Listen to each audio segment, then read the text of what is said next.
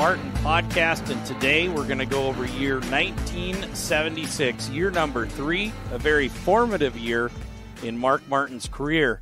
But before we get into that, make sure to get on the website, Mark Martin Pod, markmartinpod.com, and get all of the links, all of the old shows, listen, find out where you can get the Mark Martin podcast, and make sure subscribe on your favorite podcast player and give it that 5-star rating. But without further ado, we're going to get to your 1976. And Mark, this is a very, very good year for you in your racing career. Yeah, it's a really important and exciting The Red Sox are going for a win in their third consecutive game. Hi again, everybody. I'm Dwayne Kuiper with former 20-game winner Mike Krukow for EA Sports MVP Baseball. This matchup features the Boston Red Sox and the Detroit Tigers. So when I tell these stories, I tell them as I perceive them, which may most likely in reality not be left side, right side, it doesn't matter. This guy's just perceive them. It's like this. I might perceive something as white, and someone else might perceive the same thing as being black. It's all in how you perceive things. So I just want to cover that. Not everything that I tell in these things may be exactly 100% accurate. They're the way I remember them. I would assume that most of my memory is spot on, but sometimes I might get mixed up, with a year, 1 year to another year or whatever. Right now, we are covering years of my career that are very vivid in my memory. As we get on into the 90s, then only certain events, big events might be vivid.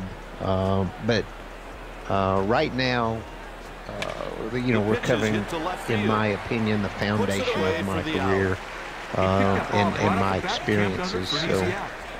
So why do you think that is? Why do you think that later on in your career, and stuff that, literally 10 years ago and 15 years ago, why do you think that's not as vivid? Were you just mentally not as interested, or tell us why you feel that these formative years are much more interesting and vivid to you? Let's check out the defense. It's basically one of the major things of it, Barry, is that, everything was new. It was all a new experience. And like I shared with you in the previous podcast, I was accomplishing things that I didn't know that I could do. When I first started racing, I had no idea that I would be able to beat Wayne Brooks, and we did that some. As we travel up the ladder, I had no idea that I'd be able to compete with the best of late model dirt track racing when I was 17. So, these were things that I was accomplishing that I've never accomplished before. After years of racing in NASCAR, we got to a point where I knew I could do all the things that we were accomplishing. I knew I could do it, and the repetition of year after year after year sort of fogs out, some of the things and experiences that I have. And if I had somebody on the show that would say, "Hey, remember that time?" and I would say, "Oh yeah, I remember," and I could tell you vividly about it, but they're not. There are a lot of things that aren't ingrained in my brain like the very first few years when we were doing things that I had no idea that we could do. So with that said, 1976, third year of your career now. To kind of recap, 1974 you get going, you're winning some races. 1975 you whoop their ass, and then you're rolling into 1976. So what changed, or what happened in 1976 that kept that train rolling? Okay, well, we start back. I think we start all the way back to interesting stories. Obviously, 75, my second year in the 6-zone division, we got our stuff straight and really got to winning races. And you don't ever want to be, definitely want to be challenged at all times. And we weren't challenged. It was time to move up. Basically time to move up midway through 75. So in preparation for 76, moving into the late model division, my plans were still to race around Arkansas, Batesville, and Little Rock, I-30 Speedway, which was Benton Speedboat, Heber Springs, wherever, just around in Arkansas, and get my feet wet at it. Now I'm going to be racing with the big boys. So, and some of the big-time racers that came from Mississippi or Louisiana, guys like Jerry Inman, Don Hester, to me, these are big boys. They were from out of state that would come to Batesville to run the big races. And, of course, Larry Carson, who was the local hero, which was a very interesting guy.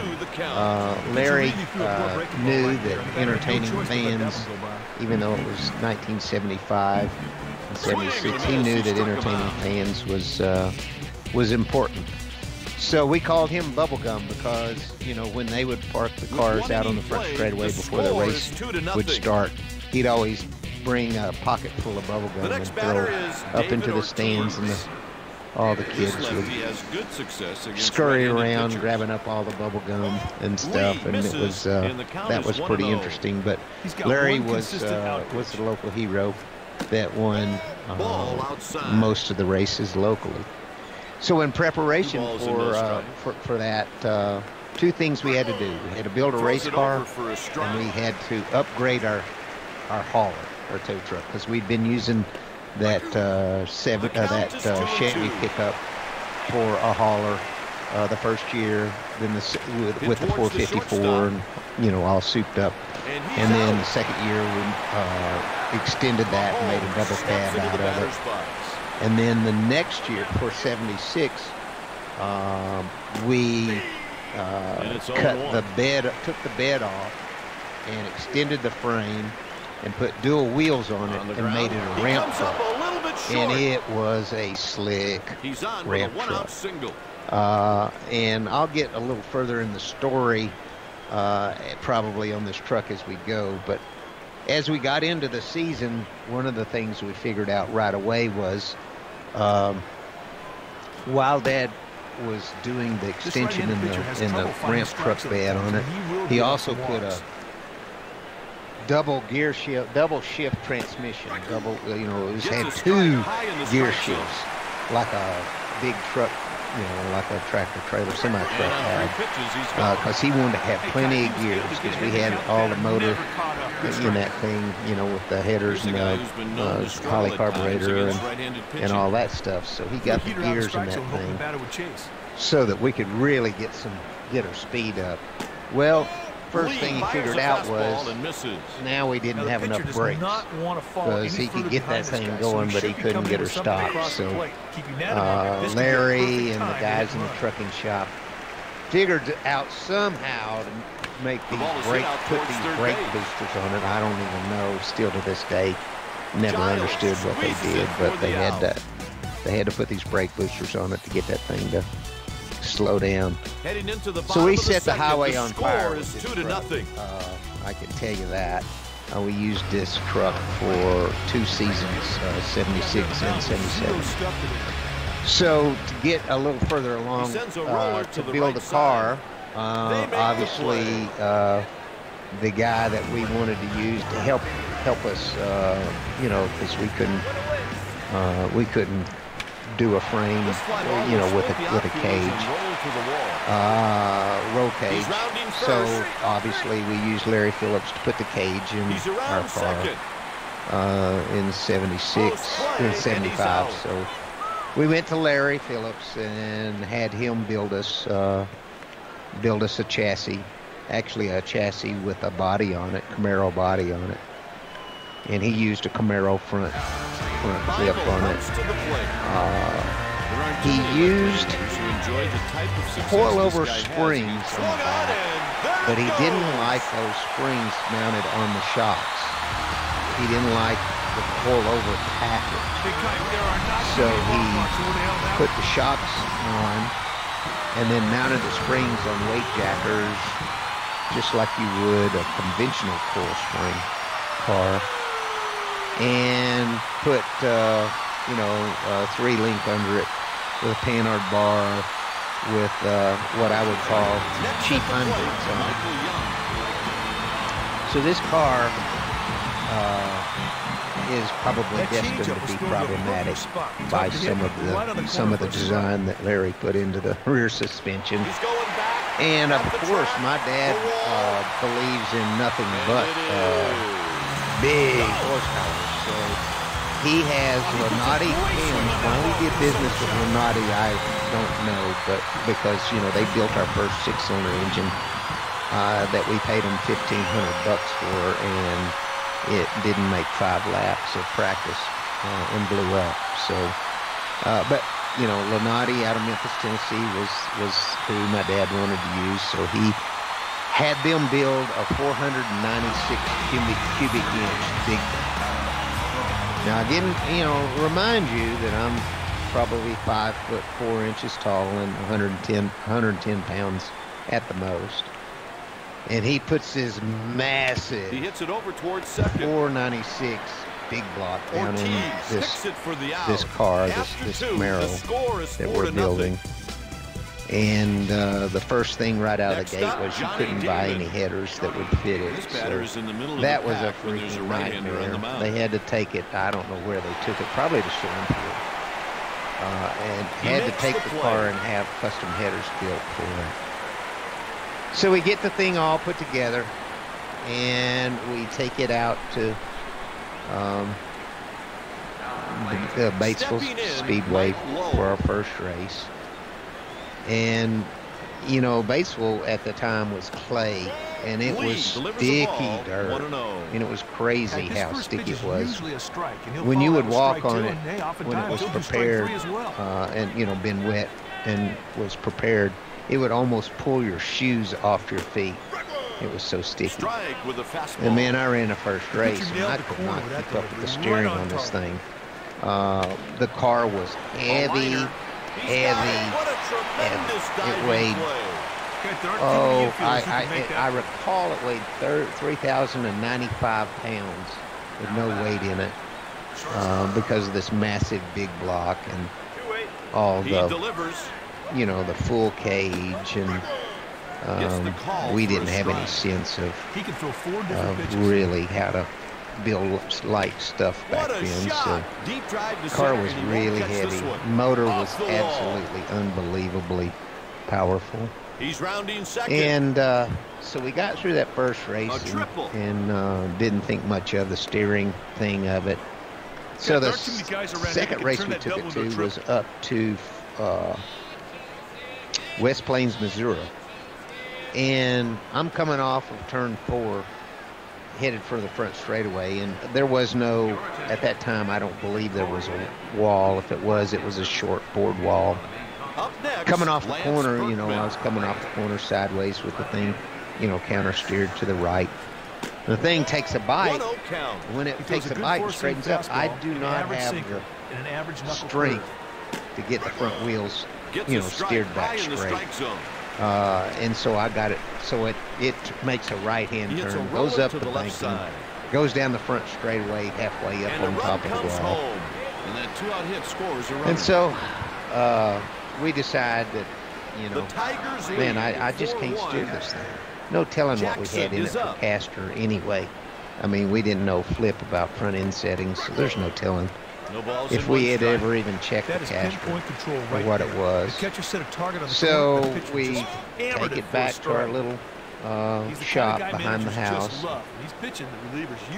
We've determined we've got to put power steering on it. So my dad and Larry and I head out to the junkyard and start scarfing up power steering box, power steering pump, pulleys, and all this stuff to engineer this power steering onto this already massively heavy race car.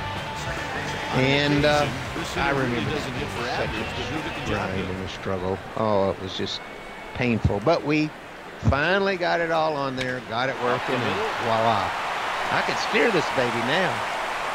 So now we're making some The next batter is Marcus Giles. And I remember race after race after race at Batesville because of the sticky nature of the racetrack, and that racetrack was always incredibly rough. We'd be running along and break the temper, and the heim joint. We wouldn't break the temper bar, the heim joint. Pull the heim joint. Pitcher's got to try and keep the ball down here to force the hitter to hit the ball on the ground. Man, that's a ground ball. You know, that was really disappointing. We did that, had that happen several different times. But before that, about this part, which is really interesting. Before that, we went down to Boot Hill Speedway. I think it was Shreveport, Louisiana. Early in the season, we took the car down there, and for some reason down there, that racetrack, it would throw a rear spring out, that coilover spring that wasn't on the coilover shock, wasn't on the shock. Somehow or another, you'd be running around a racetrack. So we were running around a racetrack. We come in after practice, and some guy walks up with a spring and hands it to us, and we figure out the springs fell out of the back of the car. And so we put it back in and run another practice session. That's a good change of message. Same guy comes over with the spring, hands it to us. This time he's about half pissed. So I don't remember what Larry and Dad did to try to keep the spring in there, but we were still learning and, you know, didn't do anything specifically outstanding in the race. And then we got to Batesville and started breaking the Panhard bar, or the heim joints in the Panhard bar. So this happens multiple times before finally, you know, you don't have the internet, you don't have anything. We just kept buying those cheap heim joints from Larry Phillips and putting them in there and kept breaking them. Well, eventually my dad discovered that there's such a thing as aircraft grade heim joints. And we got a set of those things put in the Panhard bar, and we were fixed. Man, now we're getting it. Now we're not breaking down. We're running fast. We're getting us a few wins. It's a really exciting time when we can win these late model races. I never dreamed that we would be so competitive so quick. So now we're winning races too easily around home. Not saying we win everything, but we win.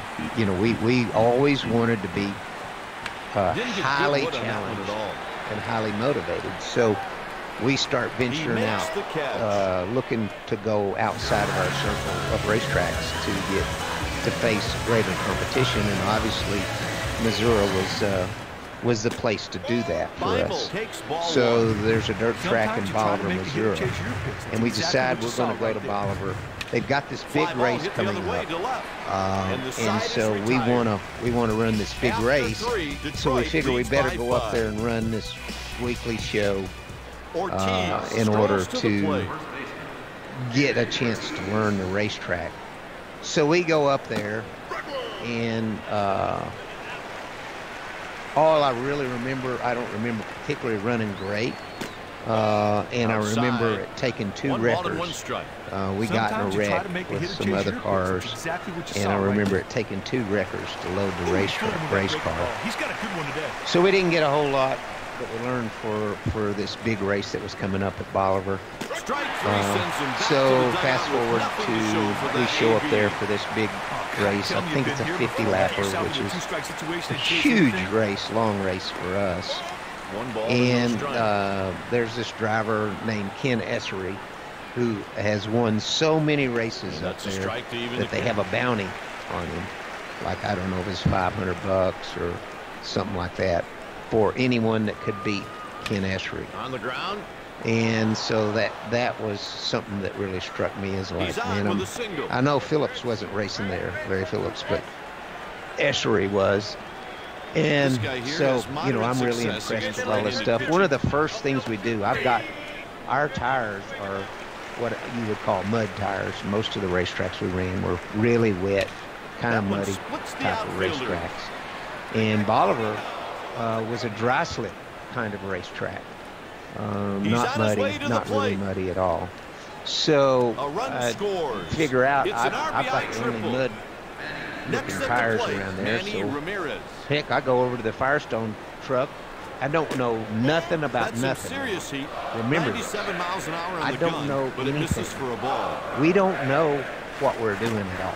I mean, we're just out here learning. So I go up to the tire truck and say, hey, I want Firestone. I want a pair of those Firestones for the rear of my car. Sometimes you try to make the hitter chase. So they mount them up. I never asked what compound. I didn't even know they made different compound tires.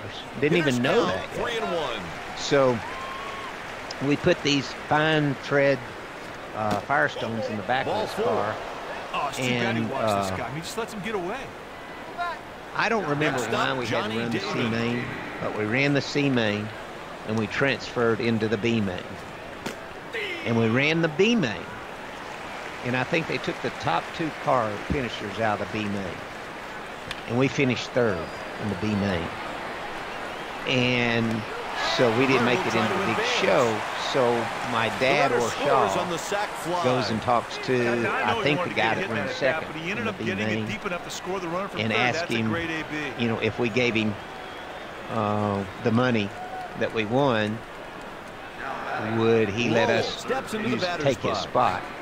And he agreed to it. So we lined up at the back of the A main with my Firestone fine tread tires that I don't know nothing about. And all these drivers, I don't know any of these drivers other than I've heard Ken Essery because he has a bounty on him.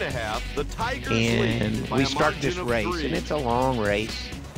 And I remember running and finally, you know, and passing cars and passing cars and passing cars.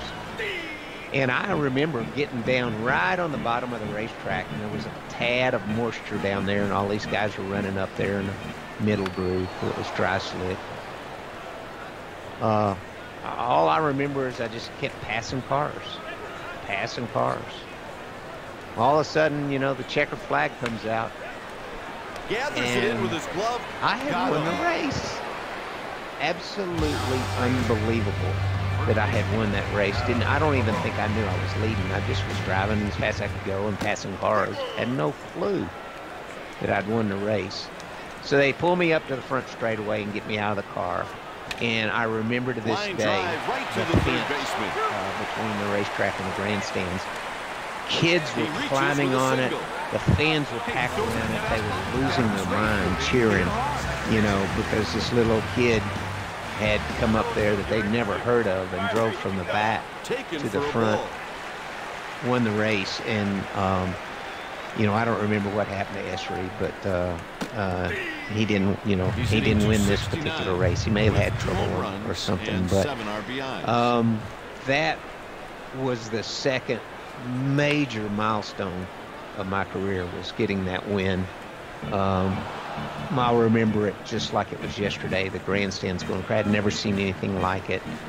It was just it was the biggest thrill of my life at that time. Hey, falls behind, makes great pitches, however, comes all the way back and gets the strikeout. That was that story. So as we move along into the season, Springfield, Missouri Fairgrounds has an asphalt track.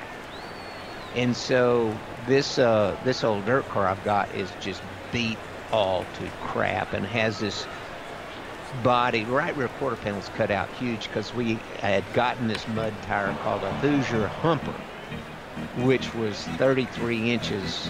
It seems like it was 33 inches in diameter, which doesn't sound that tall now, but it was waist high on me. It's massive right rear tire, so the thing had been cut out to run that tire sometimes. And so they're having a big race at Springfield, and we decided, you know, heck, we're winning all these dirt races. It's time to test out the pavement. So we take our old dirt car up there, and it is the ugliest, beat-uppest thing you have ever seen. He swiped 17 bases. we're going to get a taste of asphalt racing.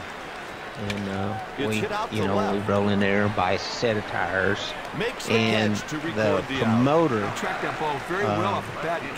was really good about bringing in hot shoes, hot dogs from all over the country.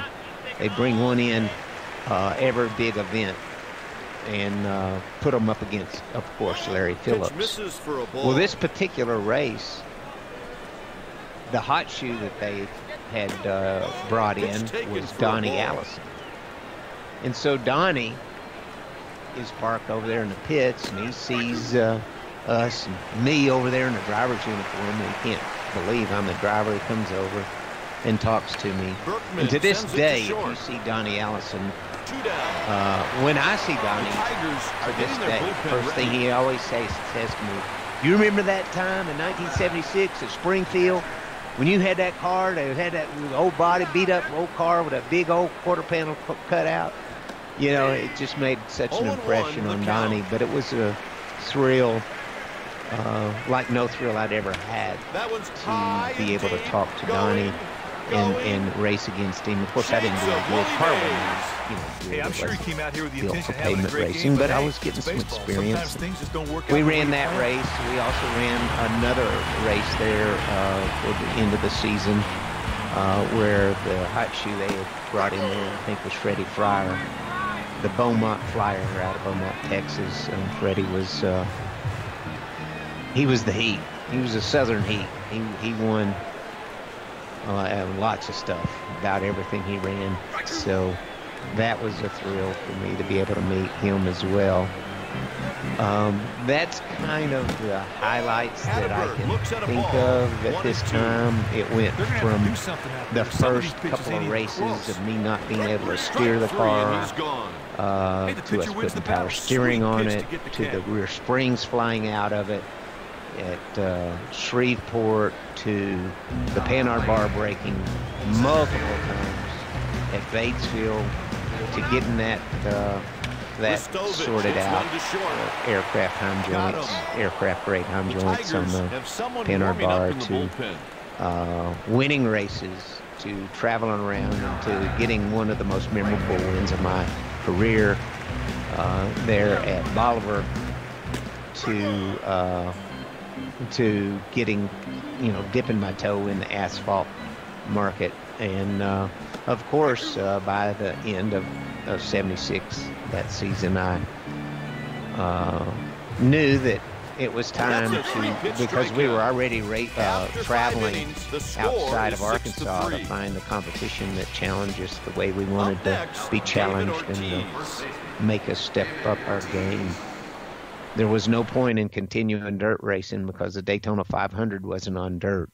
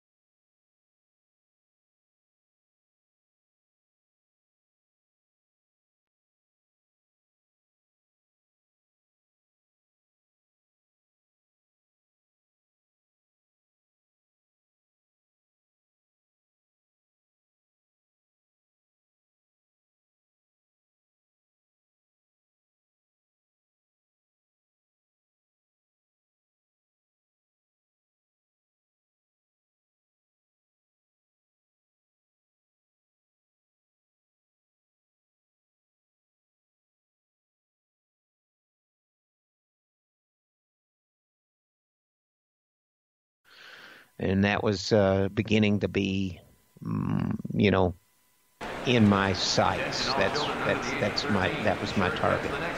At this point, I'm thinking, man, you know, I want to win the Daytona 500.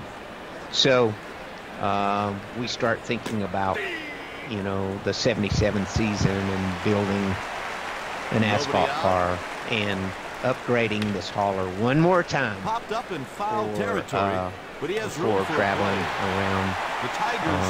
And the '77 season will be an incredibly interesting season to listen to, because this left-hander is, you know, solid. the story is very similar in the progression, you know, through the very beginning, the first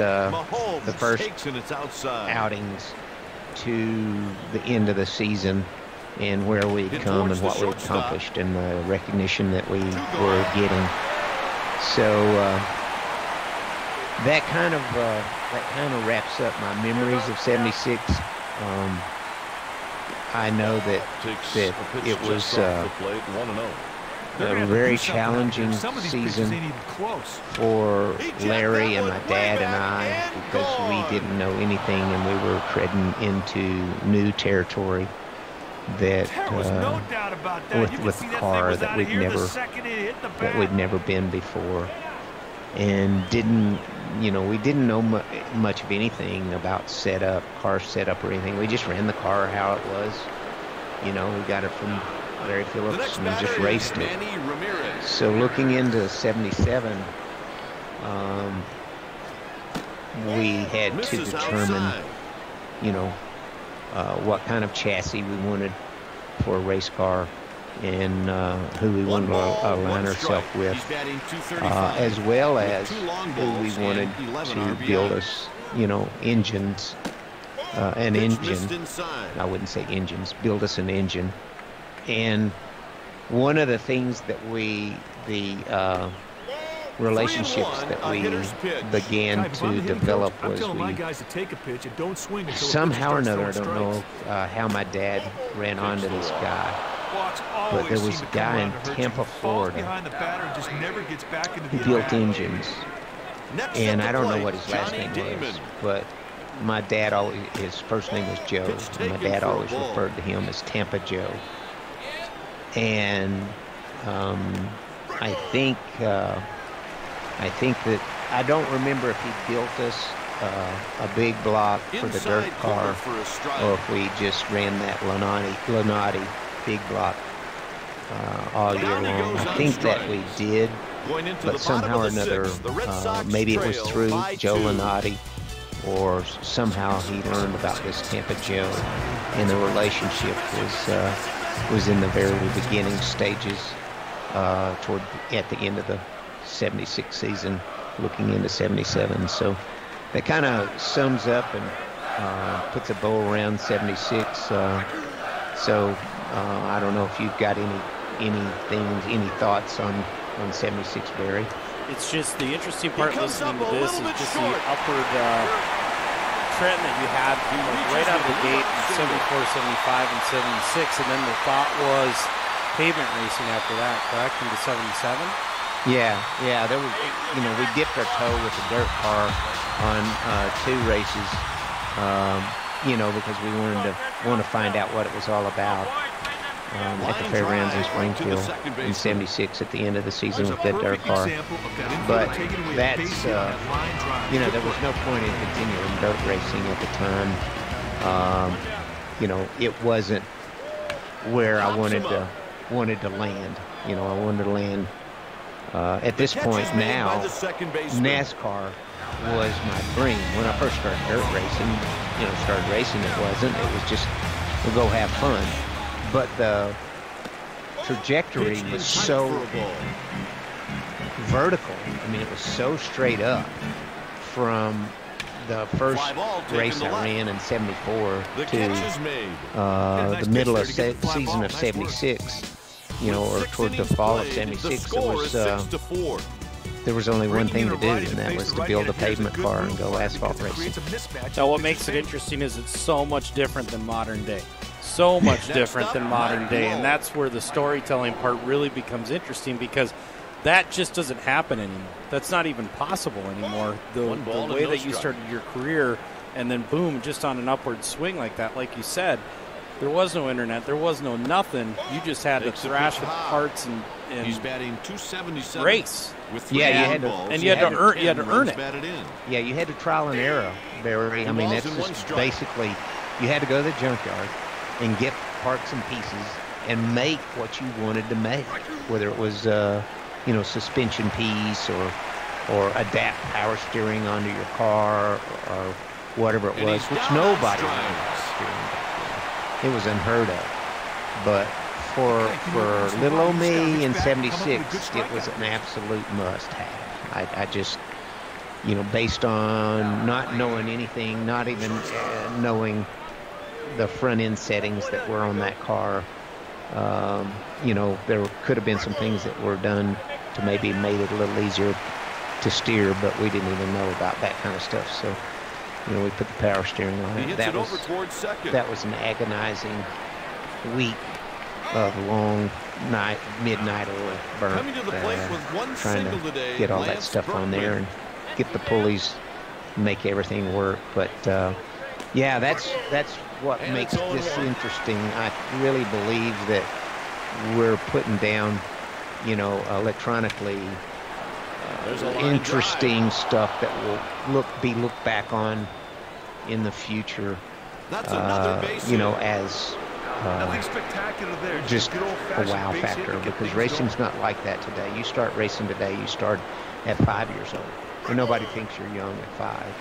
I was a teenager, and it was blowing everybody away that a driver that young was out there racing, much less being able to compete with the with whoever was considered the hot dog at any given time or place. So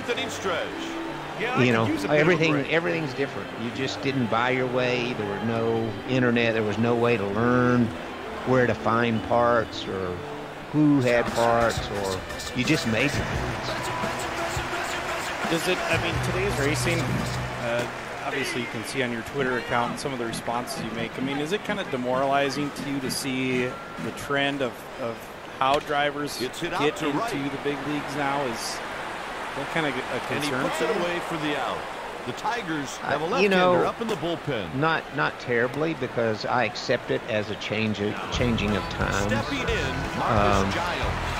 I'm not bitter that it was hard for guys like myself and Rusty Wallace and so many of us that came up in our era. If you were not a Southeastern late model race car driver, you were way far outside the circle of NASCAR and had a major challenge in your hands to get in, to get there and be able to compete. I'm not bitter about it, because I succeeded, and I was very lucky to have succeeded and been able to do the things I did. So he popped him up. I do like seeing 1, 2, 3, and the inning is over. The small handful of racers 6-4. that still do work on the race cars themselves. Like somebody I can think of, Ty Majeski. Up next, David Ortiz. When I met Ty, he was working in the shop at Roush's and racing on the weekend himself, and hoping to get to drive something of Roush's, once in a while. These guys that do work, themselves. There are many short track racers that do tons of the work themselves, and these guys are the ones that I keep my eye on as my favorites, because I feel real partial to those racers that have hands-on knowledge and do a lot of their own work, because it's old school and it's not done that way very much. that doesn't stop Joey Logano from putting on a great race, great show. You know, I don't hold it against Joey that he didn't do much work on his race cars. He started racing when he was 5. He was going to school. He was racing adults when he was a kid, and he was going to school, and he's doing a lot of different things. And he's a good kid. You know, he was a good kid growing up, and he was a great racer. And most of today's racers are brought up that way. They're brought up through racing on the computer, the internet, or whatever. Those kind of things. Just a different time today. All right, so give the race fans the next couple episodes. We're going to move into pavement racing, so we're going to get into the ASA days and things like that. So give them kind of a snapshot what we're going to see in the next couple episodes of the Mark Martin podcast. Well, the next episode is exciting because it's my first year on asphalt racing, pavement racing. Our first demoralizing experience was taking our race car. We decided to go with Ed Howe and Howe chassis. Going to Beaver, taking our car after it was finished to Beaverton, Michigan, to get it set up so he could show us how to set it up. He destroyed us in our dumbasses and lack of knowledge right there. And then going down to Speed Weeks at Daytona, at New Smyrna, and running the World Series of asphalt racing, and the experience that I had there was crazy. And then, just doing battles with Larry Phillips and coming up through the ranks, and actually even dipping my toe into ASA, and eventually being able to achieve the ASA Rookie of the Year, surprisingly, and all the massive recognition that I was able to get. The transformation from day one, 77 to the Snowball Derby in December of 77 was absolutely phenomenal. So can't wait for this episode, to do this episode and get it out. So once again, fans, we're going to get into 1977 next. We're going to go pavement racing, and then it's the time to get into NASCAR eventually, in the startup years of Mark's career in NASCAR. So Mark, it's going to be fun. We're going to talk a lot of Wisconsin, a lot of ASA, a lot of Artgo, and a lot of road trips, I'm sure. Absolutely, tons of road trips.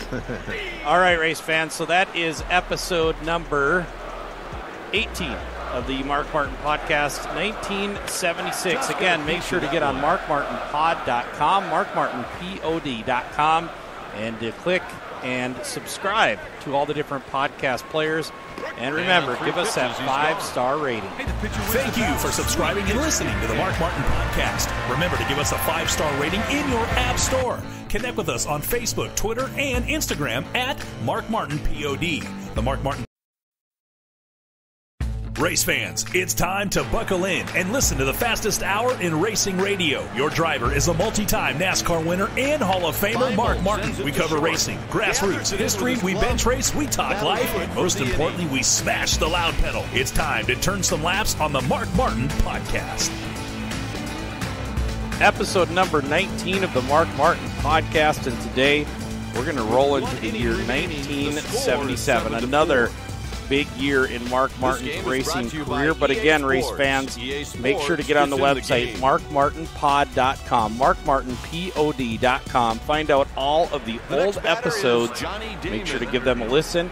And you can find links to get to your favorite podcast player. Make sure to go subscribe on your favorite podcast player. And make sure to hit that 5-star rating. Also, make sure to tell all of your friends. Let them know about this run of podcasts. Mark, right now, we're on a hell of a run. You're having some fun in the beginning years of your career. 1977 today. Yeah, these are this year is probably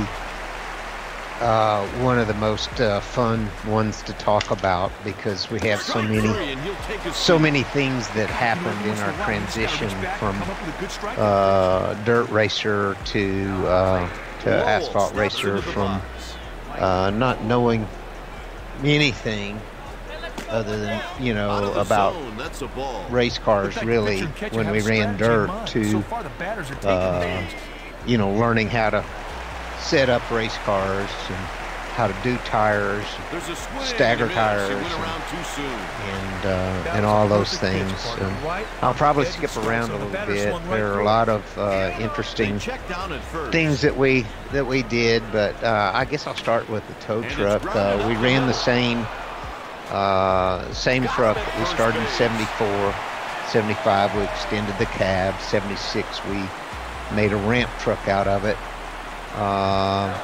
And then for 77, we added, my dad added a duplex transmission, which was probably a 4x4, probably, split each 4 gears 4 times if you wanted to. So that was major. And we also built a little trailer to haul behind, to pull behind it, because we were running out of room in the compartments and everything. So we had a big tire rack on it. Probably 2 rows. I don't remember. I think 2 rows of tires, which was enough at the time.